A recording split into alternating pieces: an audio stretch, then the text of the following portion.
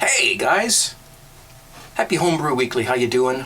Craig here, and glad to be here. I've got a few things I want to do on today's video. Whoops, I forgot to close my keys are there. Just poured myself a fresh beer. Look at the head retention and the beauty. Of course, that won't stay, but it's a beautiful beer and it tastes awesome. I want to talk a little bit about kegging today. Just a little bit. I've talked about it a lot before, but I got a couple things I want to just update. Let's take a sip of our beverage. Cheers, 17.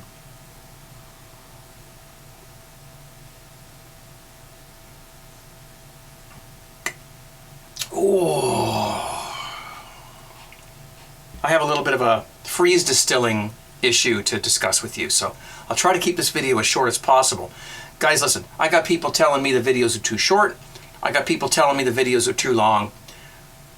I've come to the conclusion that I just can't please everybody all the time, so I'll do my best. First of all, I want to start this by discussing, I get a lot of really positive comments on my videos. And every once in a while somebody posts something that just makes me I don't know, wonder. I know how to deal with trolls. I've dealt with them for years and years, and it's not a problem. They're no bother. I got a comment last week, which I will show down at the bottom here, and it reads, and I didn't show the whole name. I scribbled out part of it because I don't want to give this guy publicity. He says, "And still no all grain video. Only talk about how you do all grain occasionally." Yeah, sure you do. If you want to go to last week's video and look down and read what I said, I put a link down there to an all grain video that I did a couple of years ago. But then again, I haven't done any videos on how to make chili in a long time either. In fact, I think probably about 6-7 years. Does that mean I don't make chili anymore? No, it doesn't. I've made chili many, many times since that video was made. I've done all grain a number of times. I'd say in the last 2 years, I've done it 4 or 5 times. I've only filmed it once, and I haven't done it in a while. I went through a period where I was doing like one every couple of months, and then I haven't done it in a while. I wanna respond to this dude here. So here's what I would say back to him. No one is forcing you to watch my videos. It's like back in the old days when they used to say, if you don't like the program, change the channel. There's probably hundreds, if not thousands, of all grain videos on YouTube that you're welcome to go and watch if all grain is your thing, and if that's all you want to do is watch all grain videos. There's no shortage of that type of stuff on YouTube. I haven't done an all grain video recently, and I apologize for that. I would rather spend my time keeping my pipeline full and making videos for people who want to see a video every week, and teaching people how to brew simple beers and providing tips and tricks and even building little stir plates. You are very, very welcome to unsubscribe and move on. That is your choice, and no one is making you stay here and watch. So that is what I would say to that person. Oh, and one other thing. Piss off. Okay, so I've got some wine in this bag here. There wasn't enough to fill an entire bottle, so I just, a bottle and a half maybe, so I just said, what the heck, I'll just put it in like a Ziploc bag. And I want to get it cold because it doesn't taste very good. It's very, very old. It's been kind of abused a little bit. Maybe a little oxidation. It's sour, not too bad though. But it does have still quite a bit of alcohol in it. So what I'm going to do is I'm just going to put it in my freezer for a while and just get it cold so it'll be more drinkable. I actually am going to go down for a little nap. If I do end up sleeping longer than I thought I was gonna, then that's gonna be frozen except for the concentrated alcohol that's in it. Man, I hope that doesn't happen, but I'll set an alarm and I'll make sure that I'm awake before that happens. But I've been known to sleep through an alarm here and there, but I'm sure that won't happen. And I hope it doesn't freeze distill, and I hope we don't separate the water from the alcohol to make it stronger. I don't want that to happen. It's not a good thing.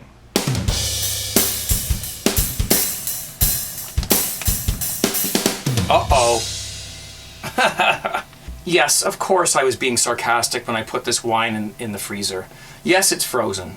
Yes, it won't freeze all the way. There's water ice in there, and there's liquid that won't freeze. That's the alcohol. You've got a concentrated wine down in the bottom here. Now, this is not illegal to freeze wine. People do it all the time. I leave bottles of wine in the freezer by accident, and the next morning I wake up, oh no, you know. We do that with beer all the time. It's all, you know, it's a mistake. Where the legality comes in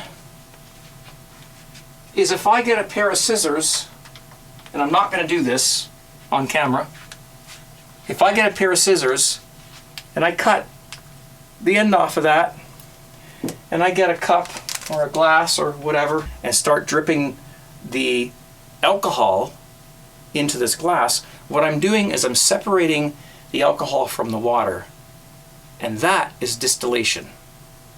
And I'm going to put a link down below into an article that you can read. It's a forum, and I think it's a Reddit article that really explains this quite well. Theoretically, if you did that, if you cut this, you will be separating alcohol from water, and technically that's called distilling. Now, you guys can discuss this down in the comments down below. I would love to hear your comments, but please do read the article that I posted a link to in the description down below. I don't know if it's legal in Canada or not. The article that I read was a United States article, so I don't even know if it's legal in my country to do that. Freezing it is fine, but then when you start separating it, that's distillation, and I don't think I'm going to do that on YouTube. Thank you very much.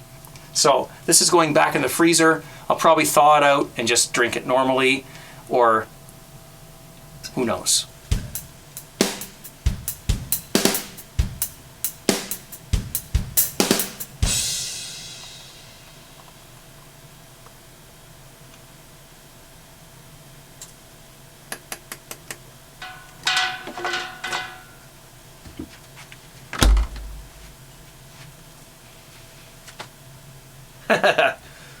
Look at that. That's a beautiful looking beer. Cheers, guys.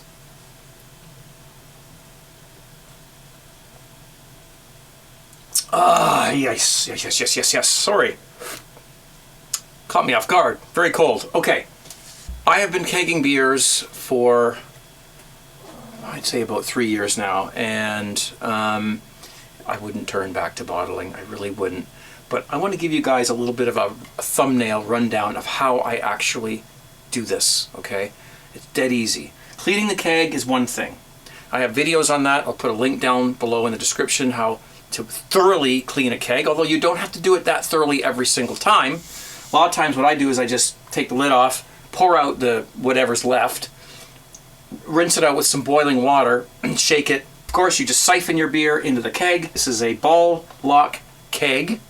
First thing you want to do when you get your keg filled up is put the gas on it, okay? So what you do is you take your gas line out of here. I'll just quickly grab it out of here. All right. And, you put it on your keg. I'm not going to do it because it'll fill this keg with CO2, and I don't want that. Put it on here, and then you got about 5 or 10 pounds of serving pressure on there usually on the regulator, and just purge it. Just there it goes. All right.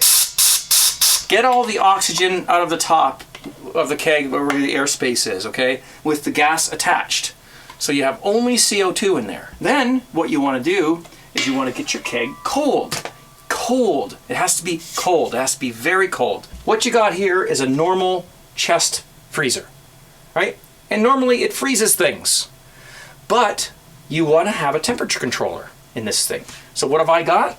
I think you guys can see that. That's my temperature controller. It's an EC, what is it? ETC 111000-000. Anyway, you can get these things for dead easy, dead cheap, Yeah, there's different models, and I'll just slap that down there for now. And what this does is it allows you to, you put your temperature probe in from the temperature controller unit. Just put it in through the back of the freezer or whatever. Put it down in there. I usually feed it down through the basket there. And it keeps your freezer at refrigerator temperatures. This is the keg I'm currently drinking out of. It's about half filled. Yeah, so this freezer is acting as a refrigerator right now. But what you want to do when you got your beer in your keg, and to get it cold quickly, is you want to turn this into a freezer. How do you do that?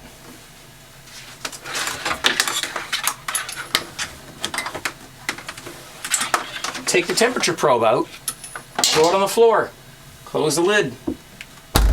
Now your temperature controller will think that it's warm inside the freezer, and it will keep the freezer running. And of course the freezer's internal thermostat will kick in and it will turn into a freezer. So then you put your keg in there, okay? And you wait about 4 hours. 4 hours passes, you open your lid, you take your keg out, put it back on the floor, put your probe back in. Don't forget to do that, otherwise everything's gonna freeze. Once you put your probe back in the freezer, this is when you don't have to touch your temperature controller at all. You can just leave it down beside there and leave it at the right temperature and just put the probe back in, and your temperature controller will once again kick in and start controlling the compressor and controlling your freezer. You've got a keg that is full of beer, which is flat, and it's freezing cold. Now what do? Well, you get your gas line and you hook it up to the beer outlet, not the gas outlet. I've got a little piece of tape here on my gas outlet so I can quickly tell where to put the gas normally. But when you're going to carbonate your beer, put it on the beer outlet, because the beer outlet is at the bottom of the keg and all the CO2 is going to go up all through the beer. I don't know if this makes any difference which one you put it on, but I've heard people like to do it on the serving side. That's what I do. Okay, it will fit. Okay, it'll fit on there, right? You know, I'm not going to do it because it'll fill this keg with gas. So you stick that on there and you turn your CO2 up to 30 pounds. 30 pounds per square inch, 30 psi. Okay, boom, 30 pounds. And then with this connected to the outlet, the beer outlet, you just do this. And get your phone or your clock or your timer, 3.5 minutes.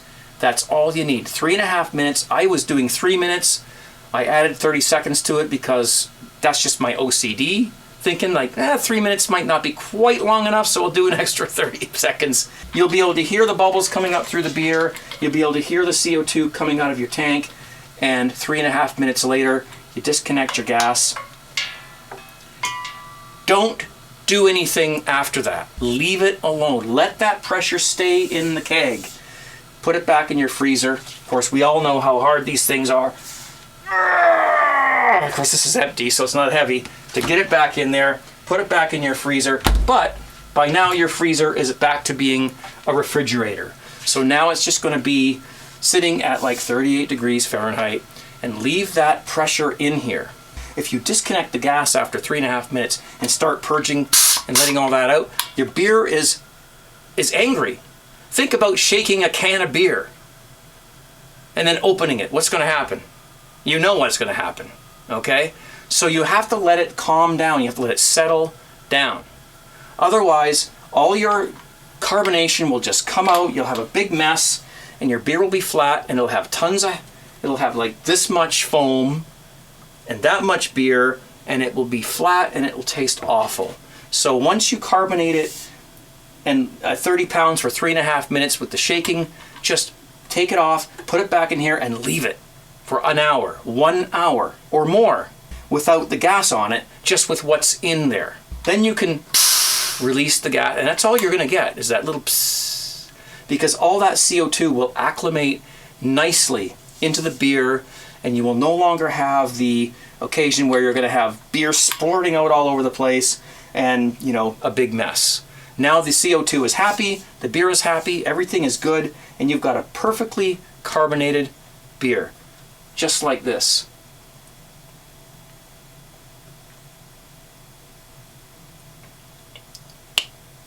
Ooh. Once you let all the gas out, After an hour, turn your serving pressure down to whatever, 5, 6, 7, 8, 9, 10, 11 PSI, whatever works for you. I keep mine around 5 or 6. I like that. I like a low serving pressure. Too low and your beer is gonna go flat, right? Too high and you're gonna have, you're gonna have foam everywhere. So you have to find the best serving pressure for your system, right? Keg is in the freezer, which is now a refrigerator. It's nicely carbonated. You got your serving pressure down to whatever works for you, somewhere around 10 PSI or maybe a little less. And you serve your beer. And I'll just top mine up just to show you. I don't have gas hooked up right now, but it'll be okay. There's enough serving pressure in the keg. And it's just unbelievable. Let me just put my gas back on here. This is how I do that because it just goes through the back of the freezer really, and you know what? It closes, and eventually you'll get a gap over here which will allow you to just, it won't matter. You don't have to drill any holes, just it goes through the back there.